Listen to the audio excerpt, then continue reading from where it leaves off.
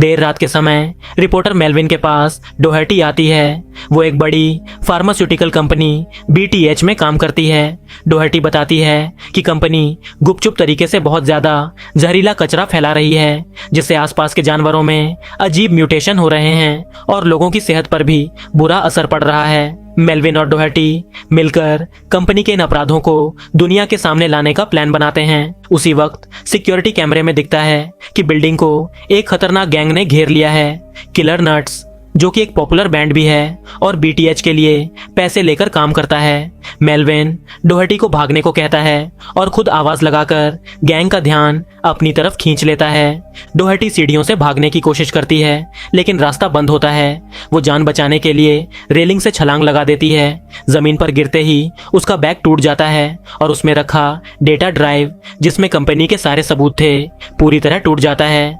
दूसरी ओर gang Melvin के office में घुस जाती है और उस पर गोलियां चला देती है। मेलविन कई बार गोली लगने के बाद भी खड़ा रहता है, तो वो उसे एक ट्राइडेंट से मारते हैं, जिससे वो खिड़की तोड़कर नीचे गिर जाता है। नीचे सड़क पर खड़ी डोहर्टी देखती है कि मेलविन मर गया है और वो डरकर भाग जाती है। अगली सुबह विंस्टन अपने काम पर जाने की तैयारी करता है। अपनी पत्नी के मर जाने के बाद से वो अपने सौतेले बेटे वेड की देखभाल अकेले कर रहा है, लेकिन दोनों के बीच कोई खास रिश्ता नहीं है। जब वो दोनों घर से निकलते हैं, विंस्टन देखता है कि उनका पड़ोसी स्पेंस एक औरत डेजी को धमका रहा है ताकि वो अपनी जमीन बेच दे। डर के मारे डेजी हाँ कह देती है। स्पेंस जाते जाते उसके बिल्ली को उठाकर सड़क पर फेंक देता है। विंस्टन भागकर बिल्ली को बचाता है, लगभग कार के नीचे आते आते बचता है। वेड गुस्से में चला जाता है और विंस्टन उसके पीछे जाता है। वेड झल्लाकर कहता है कि उसने डेजी की मदद क्यों नहीं की। विंस्टन समझाता है कि कभी कभी हम चाहकर भी कुछ नहीं कर पाते। बाद में विंस्टन अपने काम पर पहुंचता है। वो BTH फैक्ट्री में सफाई कर्मी है। वहां अक्सर अलार्म बजते रहते हैं और अंदर से लोगों की चीखें सुनाई देती हैं, लेकिन वो कुछ नहीं पूछता। काम के बाद वो अपने टेस्ट रिपोर्ट्स लेने डॉक्टर के पास जाता है। डॉक्टर बताता है कि उसे एक खतरनाक ब्रेन ट्यूमर है और अब उसके पास जीने के लिए बस 1 साल बचा है। सर्जरी मुमकिन नहीं है और दवाई का इलाज बहुत महंगा है। विंस्टन बीमा कंपनी को कॉल करता है, लेकिन वहां से उसे झटका लगता है। कंपनी उसके इलाज के पैसे नहीं देगी, जबकि उसके पास प्लैटिनम प्लान है। दूसरी तरफ BTH का मालिक रॉबर्ट गुस्से में है क्योंकि कंपनी के शेयर गिर रहे हैं। मीडिया उसके गैंगस्टरों से जुड़े अवैध सौदों और जहरीले कचरे को फेंकने की खबरें फैला रही है। उसका भाई फ्रिट्स कंपनी की सिक्योरिटी और किलर नट्स गैंग संभालता है। रॉबर्ट गुस्से में टीवी तोड़ देता है जब उसे पता चलता है कि डोहर्टी अभी भी जिंदा है। वो फ्रिट्स को आदेश देता है कि उसे तुरंत ढूंढो। फ्रीड गैंग के पास पहुंचता है और उन्हें डोहर्टी को ढूंढकर खत्म करने को कहता है। वो डोहर्टी के घर में घुसकर सब कुछ तोड़ देते हैं, लेकिन वो उन्हें चकमा दे देती है। जब गैंग चली जाती है, डोहर्टी अपने घर लौटती है। छुपे हुए फ्लोर पैनल को खोलती है और बैग निकालती है जिसमें कुछ बची हुई चीजें हैं। फिर वो तय करती है कि अब वो यहाँ नहीं रहेगी। दूसरी तरफ वेड अपने स्कूल में टैलेंट शो के लिए ऑडिशन देता है, लेकिन स्टेज पर पहुंचते ही डरकर भाग जाता है। उसका वीडियो वायरल हो जाता है और सब उसका मजाक उड़ाते हैं। विंस्टन घर आकर उसे खुश करने के लिए टूटू पहनकर डांस करता है, लेकिन वेड हंसता भी नहीं। फिर उसकी नजर टेबल पर रखे मेडिकल फाइल पर पड़ती है, जिसे विंस्टन तुरंत छुपा देता है और बाद में कूड़ेदान में फेंक देता है। रात को विंस्टन शराब पीने निकल जाता है। उसी वक्त रॉबर्ट एक इवेंट में होता है जहां मेयर और बिजनेस पार्टनर उसे ताने मारते हैं। अचानक स्पेंस रॉबर्ट को उसके पिता थाट से मिलवाता है, जो एक खतरनाक माफिया है। थाट रॉबर्ट पर चिल्लाता है क्योंकि उसने उसे जो पैसे उधार दिए थे वो अब तक लौट आए नहीं हैं। बाद में रॉबर्ट को एक अवार्ड मिलता है और वो सबके सामने शेखी बघाड़ता है। तभी विंस्टन चुपके से पार्टी में घुसता है और उससे बीमा की बात करता है। वो कहता है कि उसने कंपनी में 13 साल काम किया है और कभी कोई परेशानी नहीं की, तो उसे ये मदद मिलनी चाहिए। रॉबर्ट झूठा हमदर्द बनकर अपनी असिस्टेंट किसी को कहता है कि वो विंस्टन की मदद करे। किसी उसे बाहर ले जाकर कहती है कि वो अभी आती है, लेकिन दरवाजा बंद कर देती है और अंदर जाकर रॉबर्ट के साथ हंसती है। गुस्से से विंस्टन वापस BTH फैक्ट्री जाता है। डोहर्टी पहले से वहां छुपी होती है और विंस्टन के अंदर जाते ही मौका देखकर वो भी अंदर चली जाती है। वो कंपनी का जहरीला मटेरियल इकट्ठा करने की कोशिश करती है, जबकि विंस्टन रेडियो एक्टिव स्लज में अपनी मोप डुबोकर एक गार्ड को डराता है और उससे कंपनी का सारा पैसा बैग में भरवाता है। बाहर निकलते वक्त विंस्टन डोहर्टी से टकरा जाता है और उसका सैंपल बैग पर गिर जाता है, जिससे बैग में आग लग जाती है। तभी किलर नट्स धमकते हैं और दोनों भागना शुरू करते हैं। सामने एक ऊंची बाड़ होती है। डोहर्टी उसे कूद कर पार कर लेती है, लेकिन विंस्टन इतना तेज नहीं है। जब वो पीछे मुड़कर देखती है कि गैंग पास आ चुकी है, तो मजबूरन उसे वहीं छोड़कर भाग जाती है। गैंग विंस्टन को घेर लेती है और उसके चेहरे पर गोली मार देती है। फ्रिट्ज को बाद में एहसास होता है कि उन्होंने गलती कर दी है। वो चिल्लाता है और उन्हें आदेश देता है कि सबूत मिटा दो। विंस्टन का शरीर और उसकी मोप दोनों को रेडियोएक्टिव कचरे के तालाब में फेंक दिया जाता है, लेकिन डोहर्टी दूर से देखती है कि उस जहरीले कचरे से कुछ अजीब हो रहा है। विंस्टन फिर से जिंदा हो रहा है। उसका शरीर अब इंसान जैसा नहीं, बल्कि हरे रंग का, डरावना और विकृत बन चुका है। विंस्टन जोर से चीख उठता है।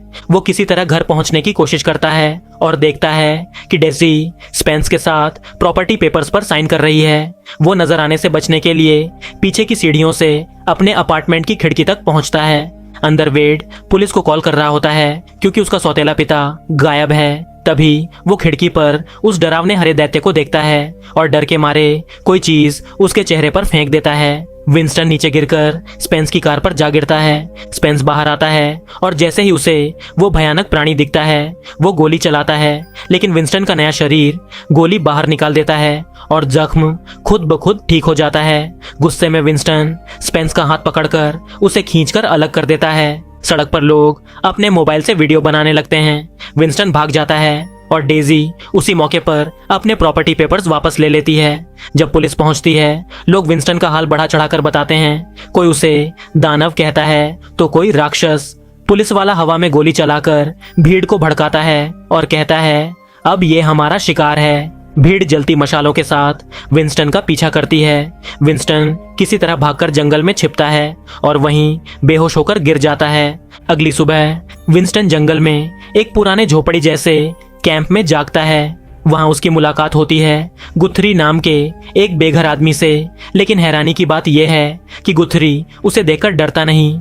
गुथरी उसके पुराने मॉप को उठाकर लाता है और मुस्कुराकर कहता है, इसे जिम्मेदारी से इस्तेमाल करना। इसी बीच घर पर वेड टीवी देख रहा होता है और उसे पता चलता है कि पुलिस उस राक्षस को ढूंढ रही है जिसे उसने पिछली रात देखा था। वो तुरंत पुलिस स्टेशन पर फोन करता है और उन्हें सारी जानकारी देता है। शहर में एक फास्ट फूड जॉइंट पर अराजकता मच चुकी है। एक उग्र सुप्रेमेसिस्ट ग्रुप जिसका नाम है द नास्टी लैड्स, उन्होंने रेस्टोरेंट पर कब्जा कर लिया है और ग्राहकों को बंदी बना लिया है। वो इस बात का विरोध कर रहे हैं कि रेस्टोरेंट का नाम मिस्टर मीट से बदलकर मिस मीट क्यों कर दिया गया। पुलिस का एक डिटेक्टिव उन्हें समझाने की कोशिश करता है, लेकिन लीडर गुस्से में आकर सीधे गोली चला देता है। विंस्टन शहर की ओर चुपचाप लौट रहा होता है और ये सारा हंगामा देख लेता है। तभी एक अंधी महिला गुस्से में लीडर पर पेय फेंक देती है। जब वो उसे गोली मारने वाला होता है, विंस्टन पीछे के दरवाजे से अंदर घुसता है और अपने मॉप से एक जोरदार वार करता है। लीडर का आधा चेहरा उड़ जाता है। इसके बाद विंस्टन बाकी सारे गुंडों पर टूट पड़ता है। कोई बच नहीं पाता। वो एक आदमी की आंतें तक खींच निकाल देता है। खून से लथपथ लड़ाई के बाद सारे बंधक लोग आजाद हो जाते हैं। जैसे ही विंस्टन बाहर आता है, पुलिस उस पर गोली चलाने को तैयार होती है, लेकिन सभी बंधक विंस्टन का बचाव करते हैं और उसे हीरो कहते हैं। रिपोर्टर तुरंत कैमरा लेकर पहुंचते हैं और विंस्टन से सवाल पूछने लगते हैं। वेड टीवी पर आवाज सुनते ही पहचान जाता है, वो उसके स्टेप डैड की आवाज है। दूसरी ओर स्पेंस भी टीवी पर उसे देखता है और पहचान जाता है कि वही शख्स है जिसने उसका हाथ तोड़ दिया था। स्पेंस का पिता थाद गुस्से से भर उठता है और अपने गुंडों को विंस्टन को पकड़ने का आदेश देता है। अब विंस्टन सबका चहेता बन चुका है। लोग उसके साथ सेल्फी लेते हैं, उसे सुपर हीरो कहते हैं। लेकिन जब वो एक जगह पेशाब करने रुकता है तो देखता है कि उसका पी जमीन को जला रहा है, यानी अब वो पूरी तरह टॉक्सिक बन चुका है। टीवी चैनल्स और अखबारों में बहस शुरू हो जाती है कि क्या बीटीएच कंपनी के जहरीले केमिकल्स ने ही इस आदमी को राक्षस बना दिया। मीडिया अब उसे दी टॉक्सिक अवेंजर कहने लगती है। बीटीएच का मालिक रॉबर्ट गुस्से से तिलमिला उठता है।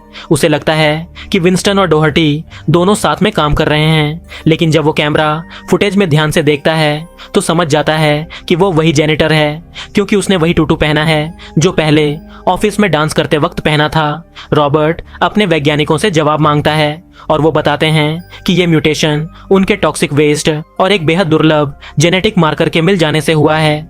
रॉबर्ट आदेश देता है कि इस म्यूटेशन को दोबारा बनाया जाए, पर उसके लिए उन्हें विंस्टन को पकड़ना होगा।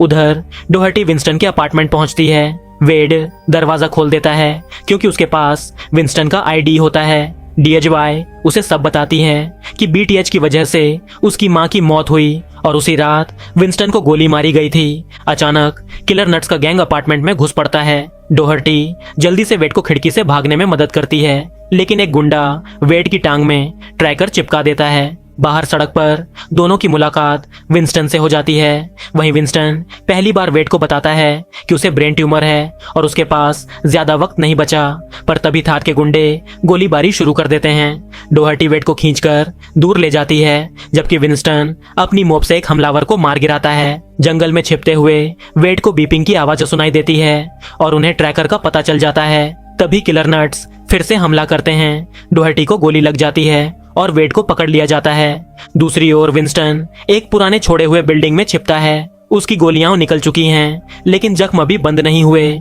वो कुछ देर बाद वापस हमला करता है। एक गुंडे को कचरे के ढेर में छिपकर मारता है, दूसरे को एक डमी की तरह इस्तेमाल करके धोखा देता है और तीसरे का सिर फाड़कर उसकी गाड़ी से कुचल देता है। इसके बाद वो घायल डोहर्टी को ढूंढ निकालता है और उसे गथरी के कैंप में ले जाता है। गुथरी पहले डॉक्टर रह चुका होता है, पर अब कुछ नहीं करता। तब विंस्टन मजबूर होकर अपना खून डोहर्टी के जख्म में डाल देता है और कुछ ही पलों में वो ठीक होने लगती है। जागने के बाद वो विंस्टन के साथ मिलकर बदला लेने का फैसला करती है। उधर फ्रिट्ज वेड से कहता है कि उसे डरने की जरूरत नहीं, उन्हें बस विंस्टन चाहिए। लेकिन वेड गुस्से में कहता है, कम से कम विंस्टन मुझसे प्यार करता है, वो मेरा डैड है। ये सुनकर फ्रिट्ज तिलमिला जाता है क्योंकि उसे कोई ऐसा प्यार नहीं मिला। इस बीच थाट रॉबर्ट को फोन करके धमकाता है। उसे लगता है विंस्टन की मौजूदगी के पीछे बीटीएच है। रॉबर्ट उसे भरोसा दिलाता है कि सब काबू में है। ठीक उसी वक्त फ्रिट्ज वेड को लेकर उसके ऑफिस पहुंचता है। कुछ समय बाद किलर नट्स एक म्यूजिक शो में परफॉर्म कर रहे होते हैं। डोहर्टी चुपके से बैंड के माइक्रोफोन को डिस्कनेक्ट करती है और विंस्टन का माइक लगा देती है। विंस्टन बैंड का सबसे हिट गाना गाता हुआ भीड़ के बीच से गुजरता है। भीड़ पागल हो जाती है, हर कोई उसे देखकर चीखने लगता है। बैंड का सिंगर जलन में पागल हो जाता है और विंस्टन पर गोली चला देता है, लेकिन विंस्टन गुस्से में अपनी मॉप से उसका सिर ऊपर से फाड़ देता है। भीड़ में अफरा तफरी मच जाती है, लोग चिल्लाते हुए भागने लगते हैं, जबकि बैंड के बाकी मेंबर बदला लेने के लिए विंस्टन पर टूट पड़ते हैं। एक आदमी उस पर हमला करता है, लेकिन विंस्टन फुर्ती से झुक जाता है। वो आदमी मंच से नीचे गिरता है और वहीं मर जाता है। तभी विंस्टन अपना मोप हवा में फेंकता है। वो एक म्यूजिशियन के सिर को चीरता हुआ म्यूजिक मिक्सर टेबल पर जा गिरता है, जिससे डीजे को बिजली का झटका लगता है और वो मर जाती है। इसके बाद विंस्टन गिटारिस्ट को पकड़कर बुरी तरह पीटता है और फिर उसका दाढ़ी नोचकर उसे जबरदस्ती खाने पर मजबूर करता है।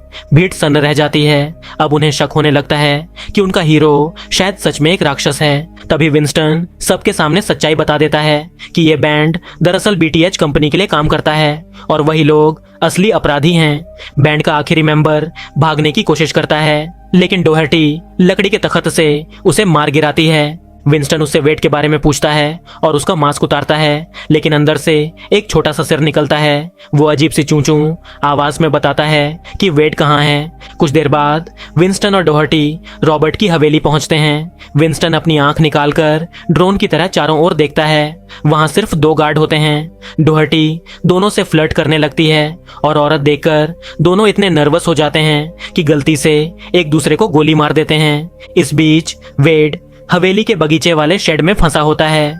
वो विंस्टन को आता देख चेतावनी देने की कोशिश करता है, लेकिन तब तक देर हो चुकी होती है। अचानक रॉबर्ट की मूर्ति से स्लीपिंग गैस निकलता है और दोनों बेहोश हो जाते हैं। जब विंस्टन और डोहर्टी होश में आते हैं, वो खुद को लैब में जंजीरों से बंधा हुआ पाते हैं। वैज्ञानिक विंस्टन के खून का सैंपल लेकर रॉबर्ट के लिए एक सेरम बनाने की कोशिश करते हैं, लेकिन बार बार असफल रहते हैं। रॉबर्ट गुस्से में उन्हें फिर कोशिश करने को मजबूर करता है। विंस्टन को बार बार दर्दनाक ब्लड एक्सट्रैक्शन से गुजरना पड़ता है। आखिरकार वैज्ञानिक एक सीरम बना लेते हैं, लेकिन उन्हें चेतावनी देनी पड़ती है कि ये पूरी तरह सुरक्षित नहीं है। रॉबर्ट उनकी बात सुने बिना बोतल छीन लेता है। तभी थाद अपने गुंडों के साथ पहुंचता है और टीवी ऑन कर देता है। विंस्टन का कॉन्सर्ट वाला हंगामा अब पूरे मीडिया में छाया है और मेयर ऐलान करती है कि अब वो बीटीएच का साथ नहीं देंगी। थेड रॉबर्ट पर गुस्सा करता है कि उसने सब गड़बड़ कर दी। रॉबर्ट गुस्से में आकर सीधा वो सेरम पी जाता है। शुरुआत में उसका रूप ज्यादा नहीं बदलता, लेकिन वो बेहद तेज और ताकतवर बन जाता है और कुछ ही सेकंड में वो थाद और उसके सारे आदमियों को बर्बरतापूर्वक मार डालता है। जब किसी उसे ढूंढते हुए अंदर आती है, तब तक रॉबर्ट की पूरी मॉन्स्टर ट्रांसफॉर्मेशन पूरी हो चुकी होती है। किसी भी वो सीरम पीना चाहती है, लेकिन अब कुछ बूंदें ही बची हैं। जल्द ही रॉबर्ट बीमार पड़ने लगता है। वैज्ञानिक बताते हैं कि सीरम अभी अधूरा था। किसी गुस्से में चिल्लाती है और आदेश देती है कि सारे हॉस्टेजेस को मार दिया जाए, वेड समेत।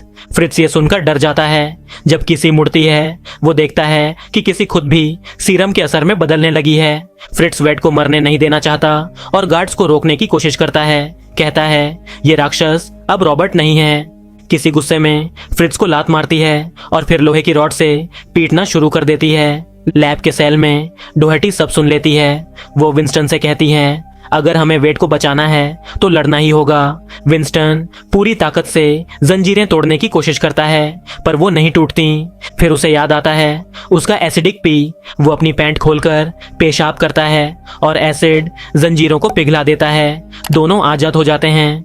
डोहर्टी कंप्यूटर लेकर सबूत डाउनलोड करने लगती है, जबकि विंस्टन दरवाजा तोड़कर अपना मॉप वापस उठा लेता है। बाहर दो गार्ड शेड की ओर बढ़ रहे होते हैं। विंस्टन उनका ध्यान खींचने के लिए पत्थर फेंकता है। एक गार्ड की खोपड़ी उड़ जाती है। दूसरा गार्ड गोली चलाता है, लेकिन गलती से गैस टैंक फट जाता है। भयानक धमाका होता है और पूरा शेड उड़ जाता है। विंस्टन जमीन पर गिरता है और चीख उठता है। उसे लगता है वेड मर गया। तभी रॉबर्ट कुल्हाड़ी लेकर सामने आता है। दोनों के बीच खतरनाक लड़ाई शुरू होती है। मॉप और एग्ज टकराते हैं और रेडियो एक्टिव मॉप धीरे धीरे कुल्हाड़ी को काटने लगता है। रॉबर्ट विंस्टन को निहत्था करता है और उसका सिर उड़ाने की कोशिश करता है, लेकिन उसका हथियार पिघल चुका होता है। विंस्टन मॉप उठाकर रॉबर्ट के चेहरे पर जलता हुआ वार करता है। रॉबर्ट भागने लगता है और दोनों एक ढलान पर लुढ़कते हुए नीचे गिरते हैं। इधर डोहर्टी गाड़ी के पास लौटती है, लेकिन पीछे से किसी उस पर हमला करती है और चेन से उसका गला दबाने लगती है। दोनों में भयंकर लड़ाई होती है। किसी का ध्यान तब भटकता है जब वो विंस्टन और रॉबर्ट को लड़ते देखती है। तभी डोहर्टी उसके सिर पर टॉयलेट फोड़ देती है। उसी वक्त रॉबर्ट विंस्टन को गिरा देता है और उसे मारने वाला होता है, लेकिन डोहर्टी फिर से टॉयलेट से रॉबर्ट को मारती है। रॉबर्ट गुस्से में जहरीले वेस्ट का कंटेनर फाड़ देता है। विंस्टन उसकी कुल्हाड़ी तोड़ देता है और उसकी गर्दन पकड़कर मुक्के पर मुक्का मारता है। तभी वेड आ जाता है और चिल्लाता है डैड। असल में फ्रिट्ज ने एक गुप्त सुरंग से वेड को बचा लिया था। रॉबर्ट मौके का फायदा उठाकर फिर हमला करता है। विंस्टन अपना मॉप घुमाता है और उसे गाड़ी पर फेंक देता है। रॉबर्ट का सिर गाड़ी के हुड में फंस जाता है। डोहर्टी इंजन चालू करती है और रॉबर्ट का शरीर टुकड़े टुकड़े हो जाता है। विंस्टन अपने बेटे से मिलने आगे बढ़ता है। तभी किसी पीछे से उसे छुरा घोंप देती है। फ्रिट उसे रोकने की कोशिश करता है, लेकिन किसी उसका गला काट देती है। विंस्टन उसे पकड़कर जमीन पर गिरा देता है। दोनों जहरीले कचरे में गिरते हैं और भारी विस्फोट में किसी की मौत हो जाती है। कुछ समय बाद विंस्टन अस्पताल में जागता है। वो अंधी महिला जो बर्गर जॉइंट में थी वहां होती है और बताती है कि वो दरअसल स्पेशल एजेंट है। वो टीवी ऑन करती है, जहां दिखाया जा रहा है कि डोहर्टी ने सारे डेटा सबूत सार्वजनिक कर दिए हैं। बीटीएच की पूरी साजिश उजागर हो चुकी है। यहाँ तक कि मेयर और कुछ पुलिस अफसर भी इसमें शामिल थे। एजेंट मुस्कुराकर कहती हैं तुम्हारे कारण सालों का मिशन पूरा हुआ और तुम्हें अब किसी जुर्म के लिए गिरफ्तार नहीं किया जाएगा। डॉक्टर अंदर आता है और बताता है कि विंस्टन के म्यूटेशन ने उसका कैंसर पूरी तरह ठीक कर दिया है। जब विंस्टन अस्पताल से बाहर निकलता है, डेजी और शहर के लोग उसका स्वागत करते हैं। यहाँ तक कि वेड पहली बार उसे गले लगाता है। डोहर्टी दूर खड़ी होकर मुस्कुराती है और अलविदा कहती है। अस्पताल के दूसरे कमरे में फ्रिट्ज को पुलिस कस्टडी में रखा गया है और अचानक किसी की आंखें खुल जाती हैं। कुछ दिन बाद स्कूल का टैलेंट शो होता है। वेड अब हिम्मत जुटाकर मंच पर परफॉर्म करता है। पीछे खड़ा विंस्टन गर्व से मुस्कुराता है और ताली बजाता है। और इसी के साथ ये कहानी यहीं पर खत्म हो जाती है। तो दोस्तों उम्मीद करता हूँ कि आपको ये एक्सप्लेनेशन पसंद आई होगी। अगर आपको पसंद आई तो इस वीडियो को लाइक, शेयर और चैनल को सब्सक्राइब कर दीजिए और इसी तरह की वीडियो देखने के लिए स्क्रीन पर आ रही वीडियोस या फिर डिस्क्रिप्शन में दिए गए लिंक को चेक कीजिए। मिलते हैं अगली वीडियो में, तब तक के लिए बाय।